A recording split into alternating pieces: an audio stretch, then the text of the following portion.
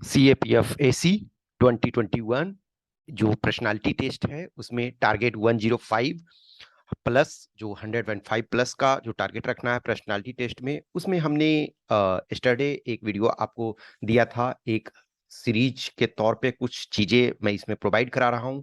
तो लास्ट जो हमने दिया था उसमें हमने डिस्कस किया था you are unique, so your uniqueness. आज इस सीरीज में हम ये डिस्कस करने जा रहे हैं tell your story in an attractive way. आप अपनी स्टोरी सुनाओ। ये एक तरह से उसी क्रम को मैं आगे बढ़ा रहा हूं कि जो आप में यूनिकनेस है उसको एक स्टोरी के फॉर्म में बताओ। हर कोई स्टोरी सुनने के लिए रेडी है, बशर्ते आपका जो स्टोरी है वो अट्रैक्टिव होना चाहिए।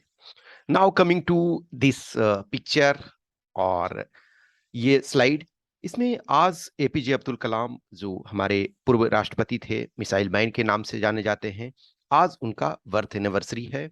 आज ही के दिन 1931 में उनका जन्म हुआ था रामेश्वरम में। सो मैंने सोचा चलो ये एक उनके लिए उनको डेडिकेटेड है ये, और मैंने उनकी ही स्टोरी के फॉर्म में आपको प्रेजेंट करने का कोशिश किया है। ये बुक जो है इग्नाइटेड माइंड्स बुक जो है स्टोरी से एक स्टार्ट करते हैं, एक ड्रीम से स्टार्ट करते हैं, वो उसको मैं अभी प्रेजेंट कर रहा हूँ। और ये बुक जो ऑलरेडी मैंने आपको सम टाइम बैक मैंने आपको ये बुक पढ़ने के लिए बोला था। तो जो भी ये चाहते हैं ये बुक को, ऑब्वियसली जो पेड प्रोग्राम वाले हैं, जो इंटरव्यू पर्सनालिटी टेस्ट वाले हैं, मैं उनको उनके ग्रुप में ये बुक दे दूंगा। आप उसको पढ़ोगे, पूरा नहीं, आप फर्स्ट चैप्टर पढ़ोगे जिसको हमने यहाँ बताया है, जिसको हमने यहाँ प्रेजेंट किया है, उसको पढ़ोगे। बहुत सारी चीजें आपको उसमें, बस सिंगल चैप्टर यदि आपके पास टाइम है तो इनफैक्ट 1 डे में ये बुक कंप्लीट कर सकते हो, और मैक्स टू मैक्स आप 2 डेज लोगे तो आप चाहो तो पढ़ सकते हो, 1 डे में कंप्लीट कर सकते हो। लेकिन मैं ये कहूंगा कि फर्स्ट चैप्टर एटलीस्ट पढ़ो। तो जो पेड प्रोग्राम में है, जो हमसे जुड़े हुए हैं, उनको तो ग्रुप में ये बुक मैं भेज ही दूंगा, और जिनको चाहिए होगा वो आप मैसेज कर देना, मैं ये बुक आपको सेंड कर दूंगा। तो इग्नाइटेड माइंड्स बुक जो है वो कलाम जी, अब देखोगे हेडिंग में ही देखो, ignited minds unleashing the power within India, APJ Abdul Kalam. तो इसमें बुक का जो शुरुआत करते हैं, dream dream dream, dream transform into thoughts and thoughts result in action. अब ये स्टोरी के तौर पे ये देखो, यदि यहाँ आप देखोगे तो 30th September 2001 I was on my way to Bokaro from Ranchi in Jharkhand when the helicopter carrying me crashed moments before landing. It hit the earth with a thud after its engine failed. All of us on board had a miraculous escape. Grateful to God but unfazed by the incident, I went ahead with my scheduled program of addressing the students in Bokaro. At night, however, a panel of doctors persuaded me to take a tranquilizer to alleviate my perceived shock. The drug made me sleep hours ahead of my usual time, 1 a.m. I also failed to rise at my usual 6 a.m. and woke up only after 8 o'clock. अब ये एक सो है, ये reality है। इस चीज को उन्होंने कोई इसमें छेड़छाड़ नहीं की, ये फैक्ट सेम सिचुएशन हुआ। एट 2001, जो भी 2001 का बहुत लंबा समय हो गया, 21 ईयर हो गया। आप में से जो इस बार पर्सनालिटी टेस्ट दे रहे हो, कोई 1 ईयर के हो गए, कोई 2 ईयर के, कोई 3 ईयर के, कोई 4 ईयर्स के। अब was in class 9th। Okay, तो उस समय मैं क्लास 9th में था। तो मैं एक्चुअली जो ये केपीजे अब्दुल कलाम उस समय झारखंड जस्ट बना ही था 1 ईयर बिफोर। तो झारखंड बनने के बाद वहाँ के science and technology minister Samaresh Singh थे। तब एपीजे अब्दुल कलाम को जो लोकल लेवल पे सब लोग नहीं जानते थे, एज ए मिसाइल मैन के तौर पे जानते थे। लेकिन 2002 में जब इनको प्रेसिडेंट ऑफ इंडिया ये बनाया गया, प्रेसिडेंट ऑफ इंडिया के लिए, तब लोग, सारे लोग जाने। अदरवाइज यस, जो लोग प्रिपरेशन करते थे, जो लोग एकेडमिक्स से जुड़े हुए थे, वो लोग जानते थे, हर कोई उनका नाम उतना नहीं। तो I still remember the news, उसमें था कि झारखंड के विज्ञान और प्रौद्योगिकी मंत्री, मीन्स हिंदी न्यूज़पेपर की मैं बात बता रहा हूँ, कि समरेश सिंह का हेलीकॉप्टर क्रैश, साथ में रक्षा मंत्रालय के मुख्य वैज्ञानिक सलाहकार डॉक्टर एपीजे अब्दुल कलाम भी थे। तो एपीजे अब्दुल कलाम को एक तरह से देखा जाए झारखंड के मिनिस्टर को प्रायोरिटी उस समय ऑब्वियसली हर न्यूज में पेपर में हो सकता है अलग अलग होगा, लेकिन मैंने जो पढ़ा था उसमें यही चीज था। तो उसके बाद देखो ये स्टोरी, यहाँ से ये फिर स्टोरी ये क्रिएट करते हैं कि सो कहते हैं कि it was how ever A disturb sleep.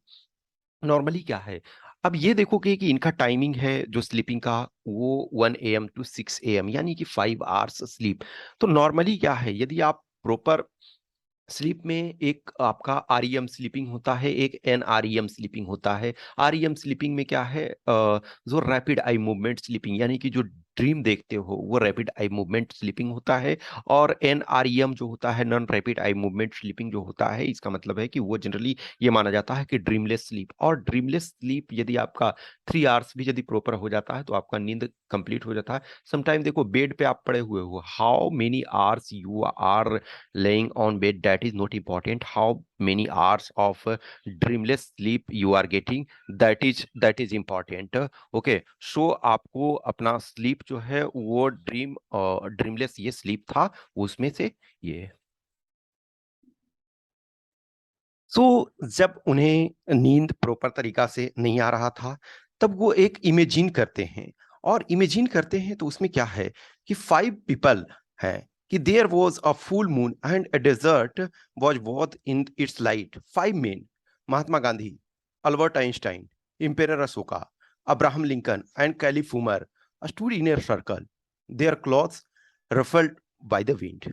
अब ये देखो, जो आपका जो महात्मा गांधी हैं, अल्बर्ट आइंस्टाइन है, इम्पेरर अशोका हैं, अब्राहम लिंकन है एंड कैलिफ उमर, ये डिफरेंट टाइम डिफरेंट प्लेस में पैदा हुए, लेकिन हर पर्सन है इन 5 के लाइफ जो है वो डिफरेंट हैं, और डिफरेंट तरीके से उन्होंने ह्यूमैनिटी को इम्पैक्ट किया, ह्यूमैनिटी को प्रभावित किया। तो अब मैं ये पूरे को डिस्कस नहीं करने जा रहा हूं, आप इसको खुद से पढ़ोगे। इसका मैं ऑलरेडी मैंने बोला कि ये बुक है, पीडीएफ भेज दूंगा आपको। फर्स्ट चैप्टर ही पढ़ना है। फर्स्ट चैप्टर में आपके करीब 6 पेज के आसपास हैं। तो उसको जो ड्रीम है वो ड्रीम वाला चैप्टर को, मैसेज आपका जो ड्रीम में है वो मैसेज मेन इंपॉर्टेंट है, कि हर कोई, महात्मा गांधी ने इन्हें जो मैसेज दिया, ऑब्वियसली ये मैसेज जो है वो महात्मा गांधी कहीं नहीं दे रहे हैं, ये एपीजे अब्दुल कलाम का अपना इमेजिनेशन है। ऐसा नहीं है कि ये मैसेज को पढ़ रहे हैं या महात्मा गांधी रियल में आ रहे हैं और वो मैसेज दे रहे हैं, नहीं, ये सिचुएशन नहीं है, ये एक इमेजिनेशन है। मैं ये क्यों बता रहा हूँ, क्योंकि मैंने आपको इस वीडियो में इसमें जो हेडिंग ही दिया है आपको, कि आपको एक स्टोरी टेलिंग करना है, आपको मैसेज डिलीवर करना है। ओके, सो यही है कि tell your story in an attractive way. तो आपको अट्रैक्टिव वे में स्टोरी सुनाना है। और 5 ये पर्सन जैसे हैं जो इनका कम्युनिकेशन इमेजिन करते हैं, महात्मा गांधी हो, अल्बर्ट आइंस्टाइन हो, इम्पेरर अशोका है, अब्राहम लिंकन है, और कैलिफ उमर यानी खलीफा उमर हो। तो ये जो मैसेज देते हैं इसके बारे में ही उसमें से आपका है कि किस ढंग से चीजों को ये किया। तो इसमें ऑब्वियसली है, आप इसको पढ़ोगे, इसको देखोगे, फिर बाद में जब मैसेज समाप्त होने के बाद ये फिर अपना आते हैं, और फिर इसमें से ये देखो समरी इसमें प्रेजेंट करते हैं। कहा spirituality must be integrated with education, self realization is the focus, each one of us must become aware of our higher self, we are links of a great past to a grand future, we should ignite our dormant inner energy and let it guide our lives. The radiance of such minds embarked on constructive endeavor will bring peace, prosperity and bliss to this nation. तो एक जो APJ Abdul कलाम है वो ऐसे personality हैं, आप देखोगे एक साइंटिस्ट हैं, वो मिसाइल मैन के नाम से जाने जाते हैं। और सिर्फ मिसाइल टेक्नोलॉजी ही नहीं, इन्होंने और बहुत सारे चीज़ों में, इवन मेडिकल साइंसेस के क्षेत्र में जो आर्टिफिशियल लिम्स एंड और जो के डायरेक्शन में, फिर आप देखोगे हार्ट से रिलेटेड चीज़ों के संबंध में, तो बहुत सारे वर्क इन्होंने किया है। उसके बावजूद एक ये सोचोगे कि एक साइंटिस्ट है, जो उसकी साइंटिस्ट का लाइफ शायद आप सोचोगे कि नीरस है या वो कहानी नहीं सुना सकता है। तो आप एपीजे अब्दुल कलाम के किसी भी बुक के बारे में, आइदर उनका टर्निंग पॉइंट बुक है, या फिर आप जो विंग्स ऑफ फायर हैं, या उनके और भी कई जो बुक्स हैं जैसे एडवांटेज इंडिया। और तो उसमें सब में आप देखोगे कि एक स्टोरी के फॉर्म में मैसेज दिया हुआ रहता है।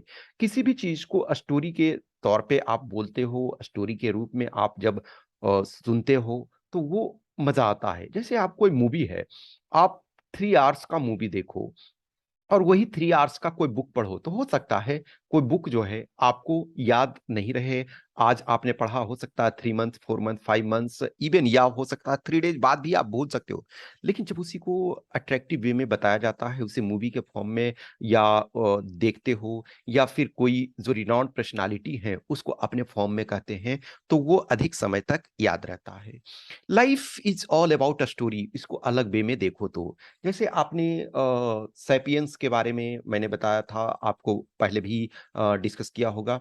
तो जो युवल नोआ हरारी ने सैपियंस के बारे में लिखता है, यानी कि ह्यूमन सिविलाइजेशंस के बारे में, ह्यूमन हिस्ट्री के बारे में लिखते हैं, तो उसमें बताते हैं कि जो ह्यूमैनिटी है वो बहुत सारी चीजें स्टोरी पे टिकी हुई है। जैसे उसमें युवल नोआ हरारी बताते हैं कि जो सपोज एक चिंपांजी है, एक चिंपांजी मान के चलो, उसको यदि आप 100 रुपये का नोट दोगे, तो वो नोट जो है वो उसे लेना पसंद नहीं करेगा। लेकिन एक चिंपांजी को क्या है, आप एक एप्पल दोगे, एक बनाना दोगे, तो वो लेगा।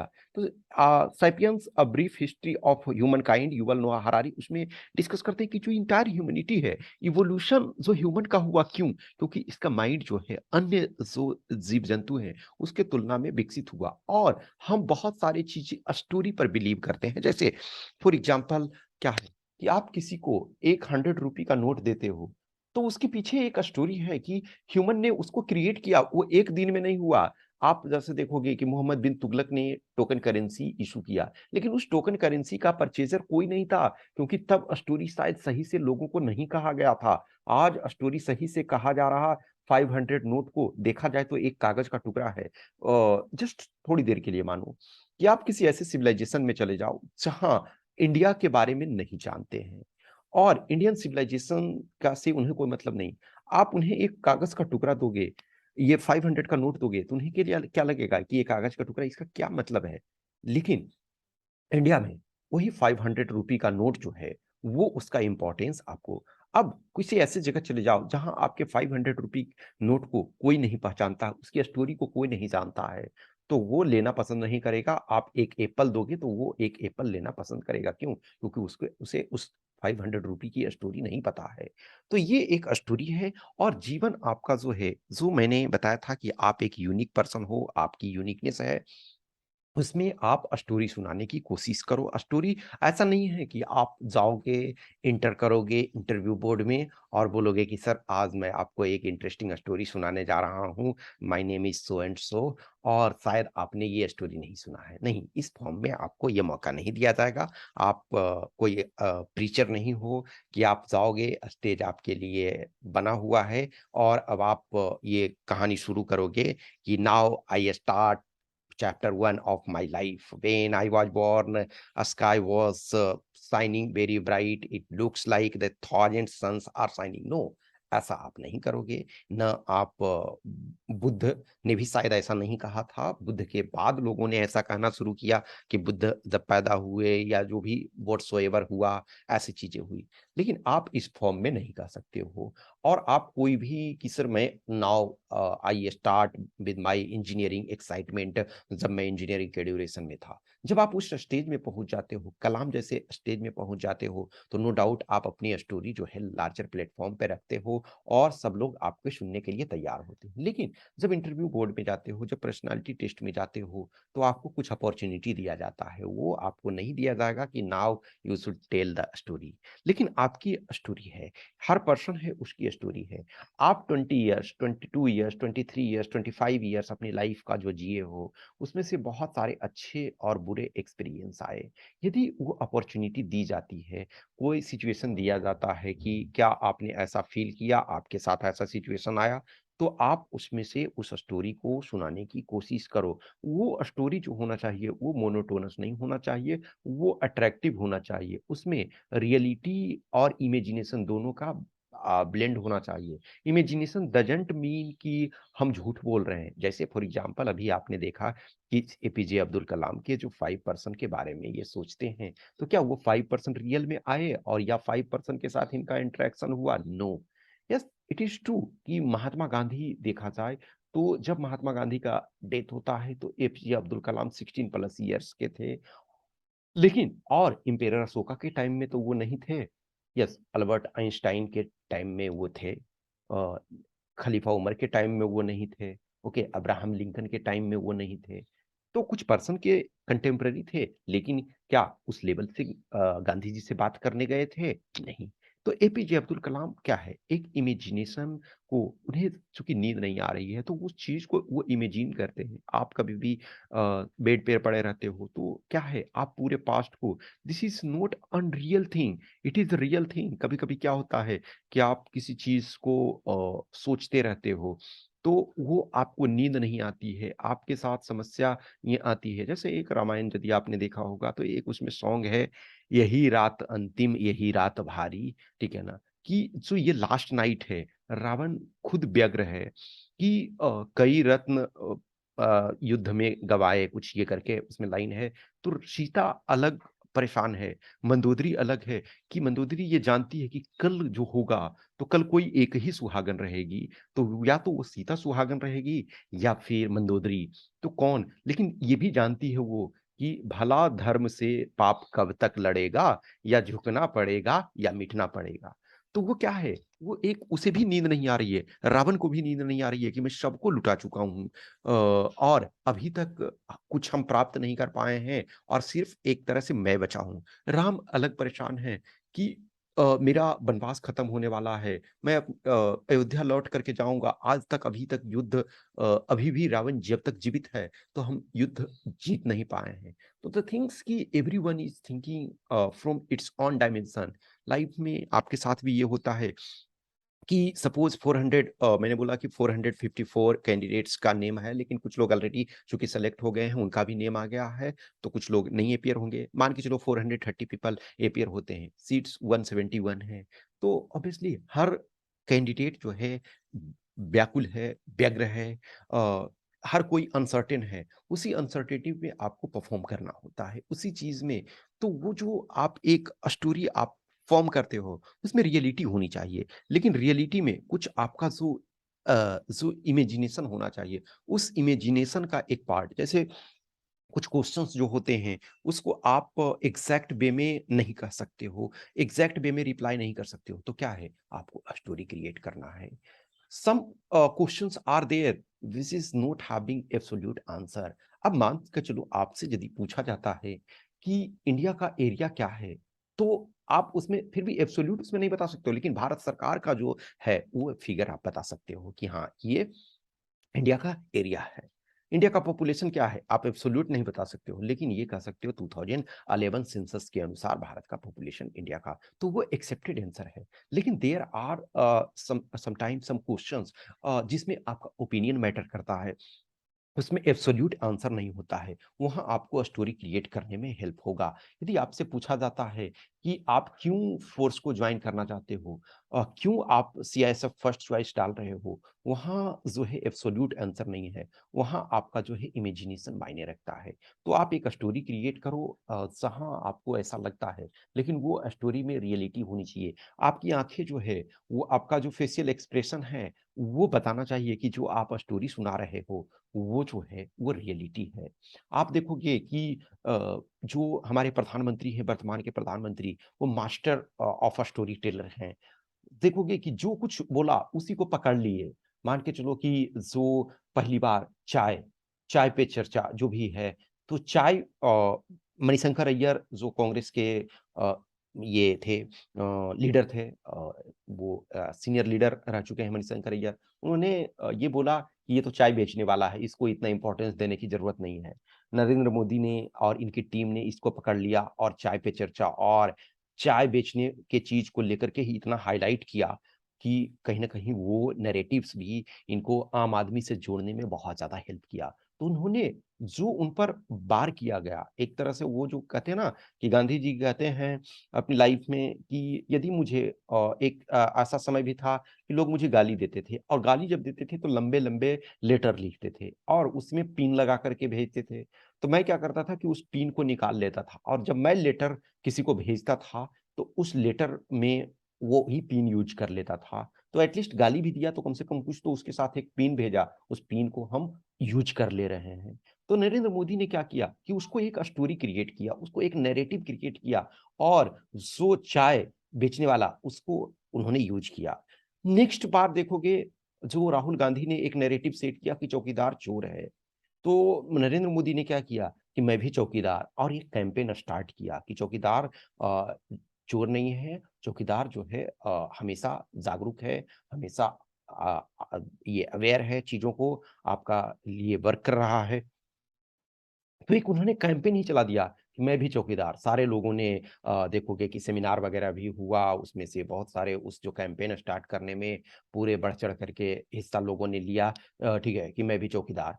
तो क्या है कि एक नैरेटिव सेट किया कि एक आप स्टोरी क्रिएट कर रहे हो, जहाँ भी आता है, तो ये एक स्टोरी क्रिएट, उस स्टोरी में सच्चाई क्या है, कोई प्रॉपर देखने नहीं जाता है। जैसे उन्होंने स्टोरी तो सेट ये भी कर दिया कि बांग्लादेश की आज़ादी में हमने भूमिका निभाई, न जो 1971 में, ऑब्वियसली है कि no one was ready to take his that story, लेकिन कहीं न कहीं जो मासेस है, तो अब वो स्टोरी आप इंटरव्यू बोर्ड में नहीं कर सकते हो। आप जो पर्सनैलिटी टेस्ट देने जा रहे हो, उसमें उस ढंग का नैरेटिव नहीं कर सकते हो जो आम जनता के लिए। क्योंकि वहाँ जो हैं इंटरव्यू बोर्ड में जो पर्सनैलिटी टेस्ट में, वो काफ़ी एक्सपर्ट हैं। They are highly educated, they have already lived their life, और वो अपनी लाइफ में बहुत कुछ अचीव कर चुके हैं, आपसे फार मोर सुपीरियर हैं वो।